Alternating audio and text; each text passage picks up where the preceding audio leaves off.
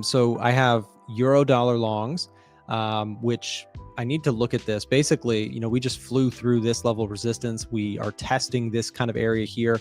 Question now becomes, are we going to get a straight run up to 1.12? So my focus has a little, has shifted recently a little bit more from the indices in terms of like actual trades to some currency pairs. I've been trading euro dollar, Kiwi dollar. I also have a CAD Swiss position. This one's not working out so well.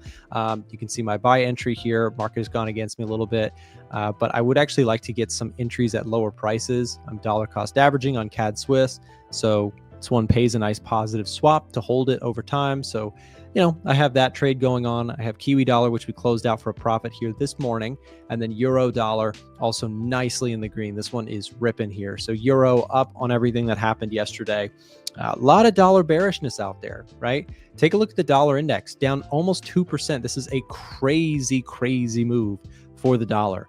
This key area of support now became resistance. Once more, again, shallow pullbacks and follow through have been the name of the game with this dollar move, right? You've been seeing these big moves, these retracements, follow through to the downside, right? So we are still seeing sellers in control. Nick, is there a reason why you don't trail stops on FX? Yeah, I use a different style of trading. I actually dollar cost average when I trade Forex, and when I trade indices or commodities, I trail stops and I kind of trade more of a momentum trading style. When it comes to currencies have a tendency over the longer term to kind of mean revert. If we take a look at like euro US dollar, we just scroll out, take a look at the weekly chart, right? This thing doesn't actually trend very far in either direction most of the time. So for me, I actually trade primarily when it comes to currencies, I trade a mean reversion style. So that's something that I personally do. Of course, I'm still implementing fundamental analysis. And, what I think here is that the euro dollar is headed back to test this area of resistance, this 1.12 level. If that happens, I'm probably going to close out another profit here. So I have a slightly different style of trading currencies than I do trading in indices. And I think it's important that you think about this. Different markets have different behaviors. An entry and exit style can be, kind of better suited towards certain markets. Gold, clearly, if you had a strict, kind of take profit, stop loss, and entry on gold, it actually probably underperformed trailing stops in the last few years, because trailing stops would have allowed you to capture these huge moves, right? So different styles for different markets are something that I personally utilize. So yeah, gold, we've got a lot to talk about here. We've got some huge moves happening in this market. If you guys could do me a big favor, hit the thumbs up button on the stream. I've been doing a lot of content here recently with everything. There's no shortage of stuff to pay attention to. We launched the Edge Finder 3 years ago in April of 2022. And now, years later, the tool has helped thousands of traders take their fundamental analysis and sentiment analysis to the next level. Traders can track things like the commitment of traders data, which shows institutional money flow, whether they're buying or selling certain assets like gold and currencies and indices. Additionally, we've made economic heat maps that allow traders to track easily the fundamental or economic data trends that we're seeing in markets right now. You can also track retail positioning and see what the market sentiment on your favorite assets are right now to look for some contrarian signals. And of course, it strings it all together with the top setups algorithm, showing traders the most convicted top ideas that the Edge Finder is producing now. The Edge Finder has helped traders go from beginner to pro in terms of the fundamentals, and has helped many traders go from unprofitable to finding the missing pieces in the name Edge Finder. So if you're not already using the Edge Finder, let me tell you about the biggest discount that we offer all year long, starting right now. The 3-year anniversary sale is going to be our biggest discount that we offer all year long, and it is now available to people who are watching right at this moment. Traders looking to get access to the Edge Finder can take advantage of this massive discount for a limited time using the link in the chat being dropped right now or in the description of this live stream. If you've been thinking about getting a copy of the Edge Finder, do not miss this opportunity. It is the lowest price that we do all year long, and it's a one-time payment to get access to the tool. So don't miss it. Celebrate 3 years with us by getting yourself a copy of the Edge Finder at the super discounted prices. Thanks for watching. And now back to the show. Yesterday, Trump announcing his tariffs or his reciprocal tariffs to all of the different countries all over the world. In 2018, there was a lot of drama because it was Trump versus China, right? That was the big thing. It's crazy now because it's Trump versus, it seems like, everybody. Tariffs with pretty much every major trade partner of the United States were announced yesterday, and markets are not having it. They are very volatile today. You have the dollar index down 2% on a singular day. That is a massive drop for the dollar. You have indices plummeting here this morning. You have gold down 2%, silver down 5.3%. It's a crazy day. I'm curious what you guys' thoughts are. And maybe with all of this, I'm very curious to maybe just get a chart of the day from each of you guys. What is your focus? You guys are, for audience members, we do this every week. These guys are very technical focused, but Marco also incorporates little fundamentals. But I'm very curious to hear what you guys are focused most on a day like this. So Miko, why don't you go first? What is like your chart of the day? What's got your focus in a time like this? I would say pound yen. I really like the yen pairs at the moment for some sells. If I can spell it, there we go. For some sells, and it looks like yen is gaining some strength. I'm looking to get into a trade. I'm not in this position yet. But it looks like price could be topping out, and this could be another major high on the daily chart and perhaps for a big swing to support. So I'm looking for some selling opportunities. It's been a bit of a rough one because we've been very, very choppy, very back and forth, especially with yesterday's move. Things were looking very bullish at one point, now crashing back down. So I'm waiting to see if support can break, and then if that is the case, hopefully some retest could come into play, and I'll be looking to see if I can swing it back to lows. I think we can go a lot further than that as well. I'm very bullish on the yen itself. So I'm pretty much looking at all yen pairs, but pound yen kind of looks the best to me. It's had a nice pullback. So if we can start to crack through support, that will be the green light for me. I'm looking at this being the next high and perhaps a nice swing into support. So yeah, pound yen would be the chart I'm most focused on right now. Yeah, no, it's a good one, and it kind of it encapsulates, I'm not sure if that's a word, captures the theme, I guess, of the markets right now, right? You have a pound, which is a bit of a more risk-on type currency, versus the yen, which is obviously a risk-off currency. People flock to the yen in times of uncertainty, and there is certainly no, if there's one thing certain right now, its uncertainty is very high. And so, pound yen, interesting chart here, as you mentioned, kind of on the daily chart, putting in maybe another lower high here, and very curious to see how that plays out. Again, if you do see follow through on the indices to the downside, there's a very strong probability that pound yen would move to the downside with that. So very nice. Marco, what about you? Chart of the day, most convicted idea at this time. Yeah, so for me, it'll be the euro dollar and the pound dollar. But just before that, I want to briefly mention, I know a lot of people are panicking because of all the tariffs, and everyone is, at least online and in person, extremely negative about it. But what you have to look at is that the truth is somewhere in the middle, as always, because my brother and I did the calculations, and if you want to buy a BMW, the same car, the same spec will cost you around the same money in euros in Croatia, which is in European Union, and in the States. But if you want to buy a Ford Mustang with a V8 engine, it's going to be around 24% more expensive in Europe compared to the States. And that is before all the crazy taxes that we pay. So there is some, let's say, weight to what Trump is doing. But of course, the truth is somewhere in the middle. And I do think all of the numbers from the big board are a bit exaggerated, if you ask me. So very, very interesting about that. Now, in terms of the charts, I would say, euro dollar, pound dollar, those are the ones showing me a lot of momentum, giving a bullish reading on the edge finder as well. Gold is bullish on the edge finder also, but technically it looks a bit broken on this 1 hour chart.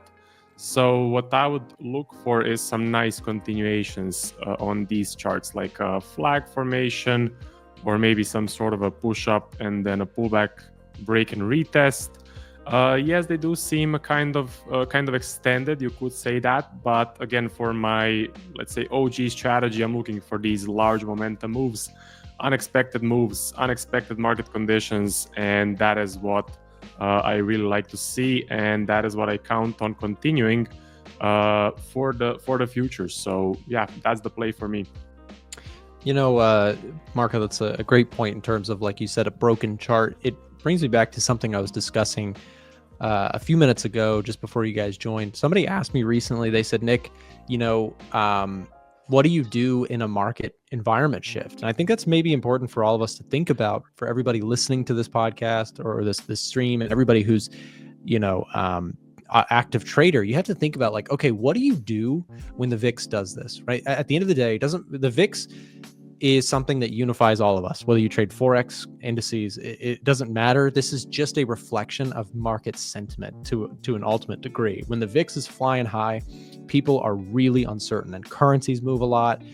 Currencies moving like crazy right now, more than they have in some time. Gold is moving a ton. Indices are moving a ton. Everything is moving, and you have to have a plan in place before that occurs. Otherwise, you can get wiped out. How many traders have thought they were a hero when the VIX was low and markets, are mostly relaxed, and then they get absolutely blown out of the water when the market environment shifts? And don't even get me started on these August, 5th major, movements higher in the VIX. Point is, we kind of have to be thinking about that. And for me personally, I'll just give you an answer. Somebody asked me this recently in my comment section, and I thought it was a good question. They said, Nick, you mostly trade indices on the long side. What do you do in this environment? And the answer for me is, because I trade a wide range of things, and I know all three of us do, I actually just shift my focus. Like, although I'm still going to watch the indices all the time, I'm not trading these because, again, I like certain environments for indices, low volatility, uptrends. I love that, right? I love kind of trading that with a trailing stop. But when it's moving to the downside, I don't really like to short. We've talked about this a lot on the streams. Sell-offs are very sharp, but then so are the bounce backs. Sharp bounce, it's a very difficult for my style of trading to trail a stop, because usually sell-offs are very sharp and short-lived. And I mean, they can go way deeper than you think, but they're usually not very, very long, unless you enter into a true bear market, which, some people would argue maybe we're headed towards. What are your thoughts on indices right now? Mm-hmm. So for indices, best to look at them on the daily. We are continuing with the downtrend, and it makes sense with volatility going up. So in the best trading books I read, it says, look, when the volatility is going up, don't go long stocks. I mean, if volatility is going up and stocks are going up, something is completely broken. So I think WIX is a great chart to see if the stock market is kind of recovering, or should you be really careful. As you said, WIX is going up, which means probably this thing could go much, much lower. We broke this key level as well on the S&P. I think on NASDAQ we broke it a while ago. Yeah, we did. So the daily chart is closing bearish as we speak. I'm bearish on the indices for right now. Is this doomsday? Well, if we look at let's say the monthly chart, I would say this correction is still, it's pretty much nothing. So this can go a lot lower, and then I would be very concerned. But if you look at the grand scheme of things, this is, again, a small correction. So corrections are what happens in the markets. You cannot get a straight line to the upside like this. So you have to have these corrections sometimes. Look at this one in 2022. It is healthy for the markets, and if you're smart, it gives you a great buying opportunity to get some stocks for a cheaper price. So corrections are not all that bad if you're smart. Yeah, it's a great point. And unfortunately, so for a lot of people in these types of moves, if you go into these moves with a lot of leverage, like I know, we're talking about, there's all sorts of people that watch these streams. There's people who are traders, swing traders, day traders, scalpers, investors, position traders. It's a little bit of everybody. If you go into a position or into a time like this with a lot of leverage and a lot of, all out bullishness, that is a really dangerous thing that a lot of people play with the indices and with gold and everything that, tends to float up. Is people kind of take a good thing and they turn it into a bad thing. They take, like, okay, stocks typically, grow, economies grow around the world. Over the long term, things typically, progress. But then what they do is they make that into a bad thing. They go super leveraged. They go, taking massive risks in this market because they believe that can't change. And as you pointed out, we're seeing now finally a proper pullback in the stock market. We haven't had a movement like this in quite some time. You had the August move, but it very quickly faded back towards those highs. So yeah, I mean, it's something to think about. Miko, what about yourself? When we look at indices, bullish, bearish, neutral, what do you think? Yeah, so it's not looking too great for the indices at the moment. The key takeaway for me is that the market is now putting in lower lows and lower highs on the daily chart, so we're now actually trending bearish, breaking through structure. So I do think there's more downside to be had. Again, as to where, I'm kind of looking at the higher time frames, weekly, even monthly chart, to kind of gauge areas which we could pull back into. I think for the S&P, there was a brief pause in here around July last year. I feel like that could be an area which we might start to find support, but it is a situation we kind of have to just gauge the market as it's going along. But yeah, the key takeaway is lower highs are being printed. We respect the 200 very well on the daily chart as well, and especially yesterday's candle, big wick to the upside, convincing close to the downside, and now looks like we're breaking support. So with this one, if you're kind of intraday, I'll be focused on some smaller pullbacks with this one if you're interested in shorting the market. And yeah, if you're looking to go long, I think need to stay on the hand, sit on your hands for a little bit longer. Yeah, and I guess while you've got the screen, Miko, what are your thoughts on the metals here too? So obviously indices, really rough start here to the last, really the last, total year. Nas down 0.65 here, S&P's down 1. There is a slight possibility that today what you actually see, and I've been saying this is still my opinion, I've been saying on my streams and videos, with the NASDAQ, with the S&P 500, there's the possibility that because we now have a lot of the uncertainty known, I think that's why gold is down here today. Some of that uncertainty dried up, right? At least we now know what the tariff plan is. We now have some things to chew on, if you will. Market just hates not knowing things. The next unknown potentially is we don't know how other countries are going to react, how they're going to respond. What's China going to do? What's the EU going to do? We'll have to see. That's the next unknown. But arguably, that is a big unknown that was revealed yesterday. And so there's the potential that you get a little bit of a bounce or a relief rally in response to some of that uncertainty becoming more clear.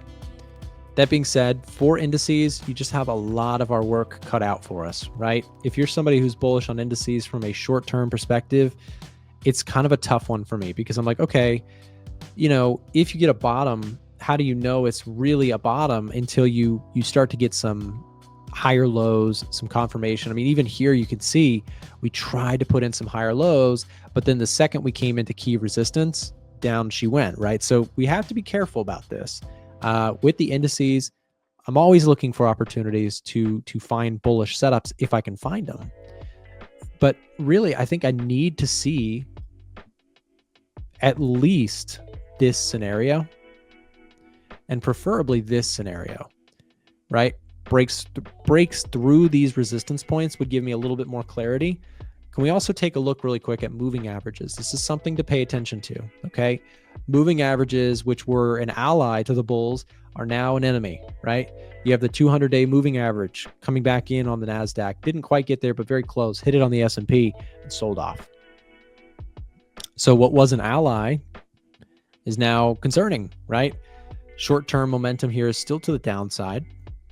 If you do get things here, you want to see these levels work off some of the bearishness, right? You want to see these moving averages converge.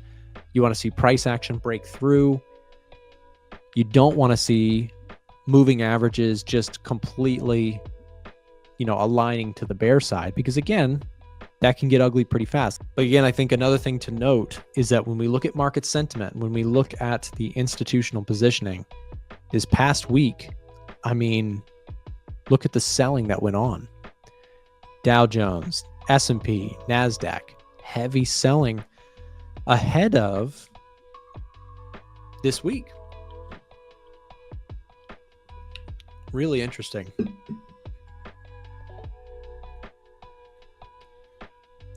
Is the euro supposed to be weak after Trump's tariffs? Why is it going up? I'm still confused. The concern is actually the dollar, right? The dollar concern is like, okay, if the U.S. has tariffs on everybody, that could seriously, obviously could also impact negatively other places, but it could seriously, because you have tariffs with everybody for the U.S., it could really impact things growth-wise in the short term. Think about it from the perspective of if you're someone who, or if you're in the United States, what you have to think about is like all these other countries that you may import from. Those are your input costs. They could be going up in price at the same time. Countries may do more things against the United States in retaliation. A lot of companies, like here's a quick example, would be like Ford, right? Ford imports a lot of its materials for making cars in the United States. It imports them from other places. And so when we take a look at like those kinds of companies, take a look at like Ford, right? Ford here, actually flat on the day, but that is because, again, one of the big things that happened, so you've seen this thing actually get cratered. Why didn't it go down more? Well, one of the big things that we got for Ford yesterday was actually Canadian tariffs did not get much worse, right? Mexican tariffs, Canadian tariffs, they didn't get much worse. So in some ways, that was a positive for those countries. In fact, let's go look at the dollar CAD. So there you go, right? The CAD is strengthening here pretty strongly against the dollar. I don't think the market's going to move in a straight line. Okay. I think if the bulls are lucky, I just got out of a live session this morning. But if the bulls are lucky, there's a little bit of a fight left to at least square this up in some way, shape, or form. So if this is a drop retest of these lows before the market continues lower, or the bulls can fight back and try to fill this gap from that ridiculous tariff announcement yesterday, which didn't really surprise me. I think that if you didn't take Donald Trump seriously with his claims on tariffs and trade wars, now you do. The market clearly didn't price in tariffs. The market is possibly, because it's forward thinking, going to be pricing in things that are much worse, because tariffs will impact the entire global economy. If we are blanketing tariffs for pretty much every country, like there and there and there and there and there, this isn't good. This is so much friction added to the global economy. This will affect earnings, and that is why this next leg lower could be justified. So does that mean that I'm running for the hill? No, I'm just selling premium, taking some nibbles, which is what I did when I wanted to de-risk. This market will likely not move in a straight line. So even another aggressive flush lower will probably be met with some type of short-term rally. Does it come all the way back up here again? Sure, but I am selling levels up here. And I took a couple of synthetic positions, which basically it's easy. I buy a put, and I sell a call at the same level. And I give myself about a $10 to $11 buffer, and anything to the downside is one. It's a -1 delta. So it's the same as shorting the stock without having to take on the margin effects of shorting stock. Dollar index, again, gap lower. Euro dollar's crushing it to the upside. I didn't even get my fill that I was after. I mean, it looks great. This second trade that I had limit at 106.50 is stupid to take. I'm just going to go ahead and take the profit. I'm only a couple points off. I mean, I had to take profit at 11.70. It's trading at 11.20. I'm just going to go ahead and take the trade off right now for profit, cancel this other trade. That is a winner of like close to 300 pips or so. So currently up right now about 297 pips. I'm just going to take the money and move on. So closing this down for the win.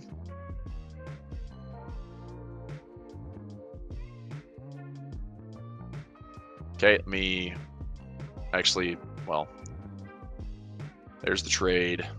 Grab a quick shot. This will be my A1 trading highlight, since we took that trade together like what, last week? It wasn't even that long ago.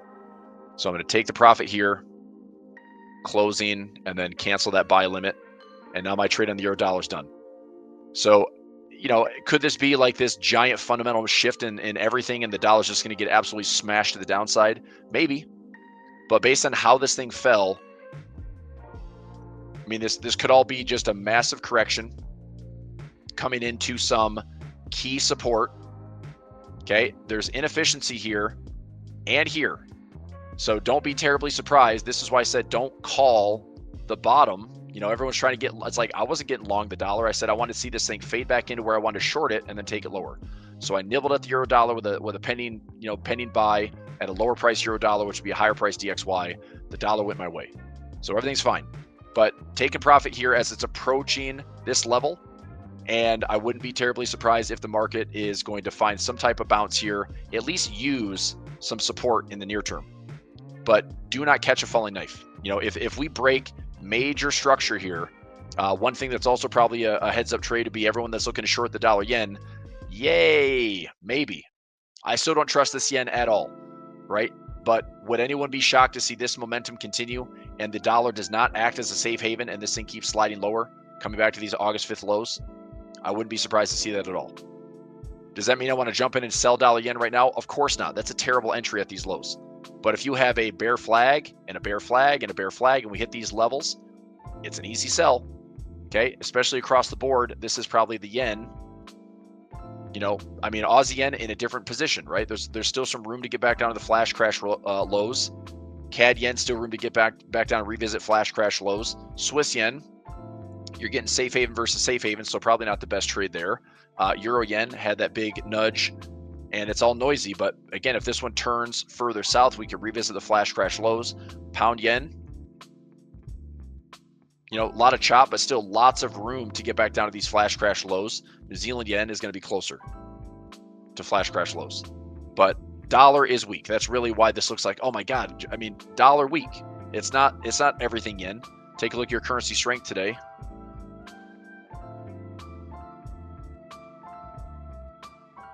Okay, so Swiss on top, dollar on the, I mean, this is the first time in weeks, maybe months, that we've seen this much volatility. So this is, 4 p.m. afterwards when the tariff announcement was happening. You got the big spikes in volatility. Otherwise, this market was pretty well contained between like a, 60 downside and 70 upside. And then it got way wider going into post 4 p.m. announcement. And then today you're looking at just monster volatility. 140 pips to the upside and 200 pips to the downside. You've got dollar Swiss that has made, is that arguably a 300 pip move? Yep, look at that son of a biscuit. Wow. So I did get filled at 8,600, and I've got another trade down here at the lows around 8,400. Now, what I am loving about this trade, not much, but what I'm liking about it as far as the technical setup is this is a super ridiculous inefficient candle. So whatever happens here, even if this thing slides lower, Forex is notorious for efficiency. So we're probably coming back into this area in some way, shape, or form on dollar Swiss, but it could be uglier and it could be lower, right? Like we could be going all the way back down here to 83. We could potentially go all the way down to freaking 80. I don't know. Okay, I believe that the Fed watch tool has also called for a additional rate cut. I don't know if it's been priced in at all for May. Let's check the probabilities here. So right now there's still a pause expected, but now we have a June, July, September. So it looks like the Fed is being, I mean, again, this is a futures market. So this is just markets pricing in what they think. Pause, and then come May, June, July, June, July, September, cut 1, cut 2, and cut 3. And then possibly a 4th cut. Wow. Maybe. This is a little bit slim, but possibly a 4th cut into December. So we'll see. I mean, it doesn't mean the market's going to stop. I mean, I'm still kind of concerned that if the Fed gets really aggressive on rate cuts, that they do so and there's still sticky inflation. I mean, the consumer can probably stop most of the inflation by just hunkering down and, stop spending on crap. But we're the U.S. I mean, what did I read yesterday during this Trump tariff announcement? I read that car dealerships were lined up out the door trying to buy freaking cars before the prices went up. It's like, is that what you need right now? Is a brand new car? I mean, 2020 was like buy toilet paper and water. And now it's like, I need a new car before the price goes up. Okay. I don't get it. And honestly, if you're going to buy a new car at a 6, 7, 8% interest rate, why? You know, yeah, I get it. Prices might go a little bit higher, but if your financing costs are down to 3% or 3.5% or 4%, I take that car as far as payments go and interest goes. But hey, whatever. Americans be crazy. So anyway, that's where we're at. So a lot of currency movement, a lot of volatility. Let's go gold, oil, silver. So dollar's obviously taking a big drop to the downside. It's doing so inefficiently. So I'm watching that support level at the 101 to 100 handle. If we go to let's go oil for a second.